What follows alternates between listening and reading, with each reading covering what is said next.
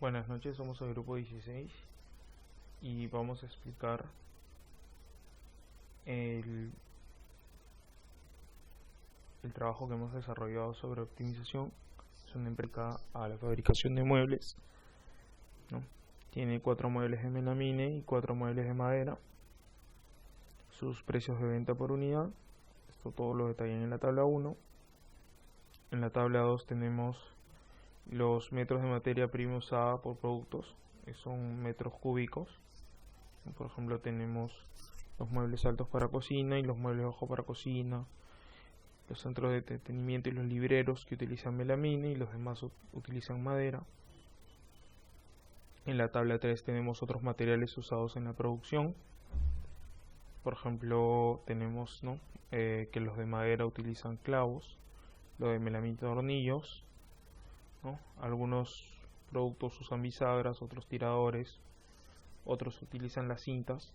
Solamente los de melamine utilizan cintas y los de madera utilizan barniz. En la tabla 4 tenemos las horas hombres en cada etapa de producción. Son 4 etapas de producción. Por ejemplo, en lo que es lijado, los de melamine no tienen. En acabado, por ejemplo, todos tienen, igual que ensamblado y corte. Luego tenemos una siguiente tabla que son la distribución de los costos y la disponibilidad que se tiene de cada uno de los materiales. Luego en la tabla 6 tenemos las etapas de producción, su disponibilidad de horas hombre. Por ejemplo, acá hay 1152 porque son 8 horas multiplicado por 24 días. Para el lijado y acabado solamente se tienen 2 personas a part-time y su costo por hora. Luego tenemos una tabla 7 que son las políticas de producción e inventarios, ¿no? Por ejemplo, nos indican que todos deben tener como mínimo 10, pero hay 4 productos que tienen que tener como máximo 30. Todas estas tablas las hemos resumido en 3 tablas. La primera tiene todas las restricciones con respecto a los materiales, a los otros materiales, a las etapas de producción, los stocks mínimos y máximos, el precio de venta. En esta segunda tabla tenemos las disponibilidades máximas que se tienen, por ejemplo, 8000 metros cúbicos de madera, o tal vez 1152 horas en corte. Y la tercera tabla nos indican todos los costos por unidad de cada una de estas disponibilidades. Pasamos a la tercera pestaña, donde hemos desarrollado el problema de optimización utilizando el método de clase de los 10 pasos. En el primero tenemos las variables de decisión. Se les ha puesto una nomenclatura porque son muebles altos de cocina, librero, escritorio, ¿no? Se le ha puesto uno de X1 hasta X8. Luego tenemos el resultado óptimo.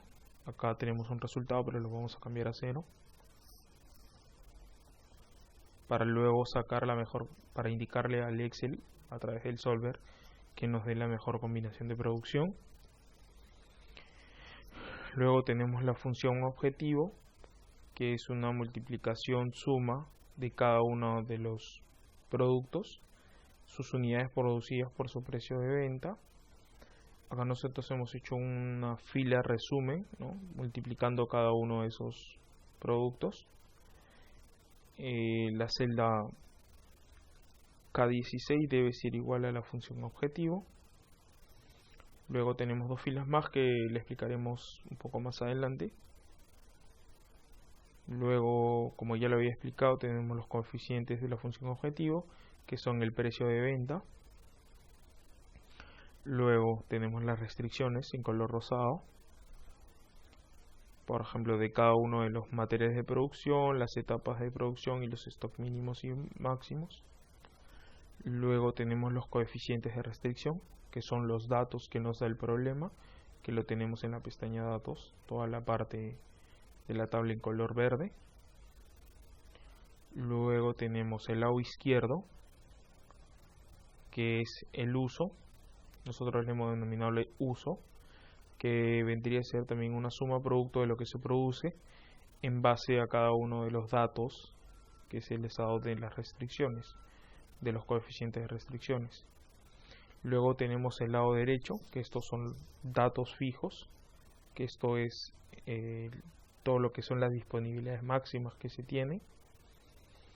En la parte inferior tenemos lo de stock mínimo y máximo. Como punto 9 tenemos la holgura, que es una diferencia entre el lado derecho y el lado izquierdo. Y finalmente tenemos la relación entre los lados, ¿no?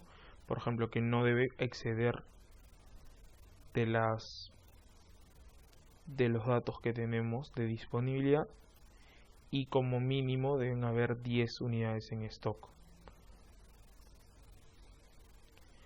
Bueno, como ya lo indiqué, el grupo ha creado 3 columnas más en esta tabla, que son le hemos colocado el costo unitario, en el que vamos a multiplicar.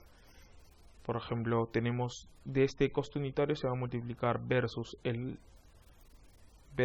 lo que se ha usado versus lo que se ha comprado, ¿no? Por ejemplo, el costo de producción tenemos costo unitario por lo que se usó, y el costo real es lo que se tenía de disponibilidad, por ejemplo los 8000 metros cúbicos por el costo unitario.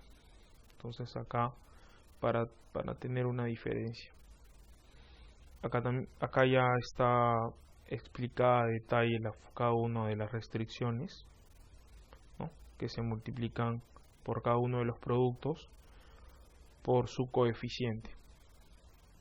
Acá igual para las 12 primeras restricciones. Bueno, en la parte inferior tenemos unos cuadros, los cuales los explicaremos más adelante, ¿no?, que es un resumen de la información que nos va a brindar el solver para poder explicarla de una manera más didáctica. Bueno, en todo caso vamos a datos, solver, y podemos ver que en la parte de establecer el objetivo ya tenemos el punto 3. Le vamos a indicar que es una maximización. Luego en las celdas de variables es el punto 2, el resultado óptimo. Y en las restricciones le hemos colocado tanto las restricciones del lado derecho versus el lado izquierdo, ¿no? Por ejemplo, que no tiene que exceder el lado izquierdo. Y también tenemos las restricciones del lado izquierdo, ¿no?, que tienen que ser mayores.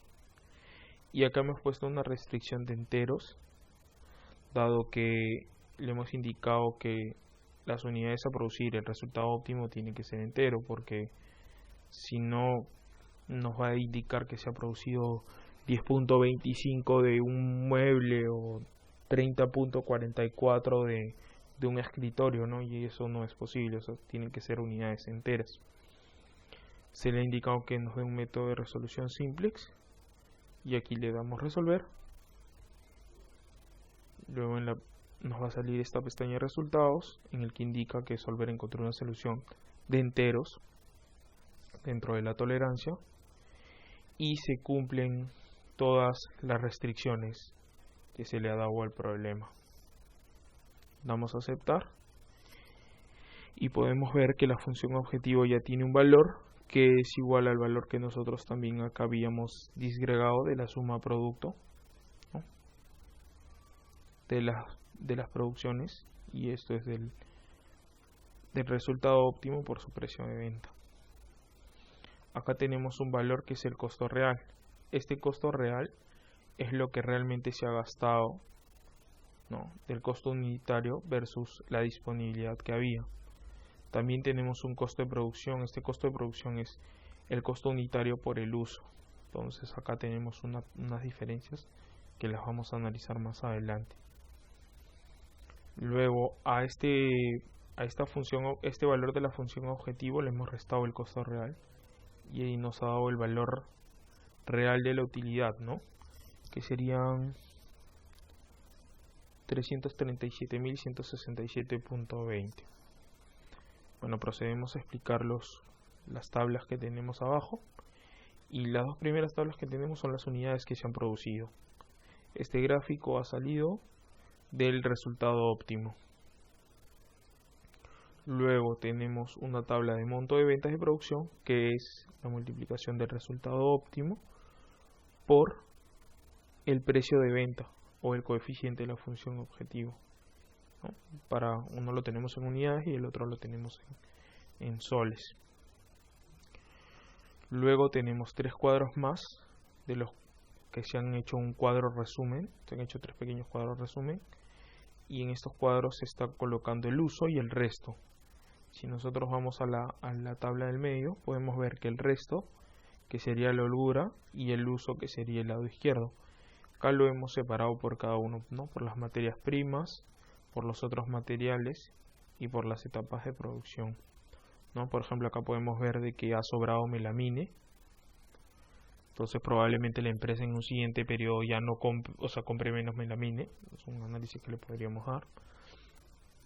Acá el más resaltante es que no se ha utilizado barniz, al igual que tornillos, ¿no? Probablemente se compre menos tornillos o no se compre barniz. En las etapas de producción podemos ver que a la persona se le pagó una cantidad de soles determinada, pero que en realidad no se utilizó al máximo, no tuvo horas ociosas. Por ejemplo, en ensamblado sí le ha sacado totalmente provecho a las horas y a lo que se le ha pagado, ¿no?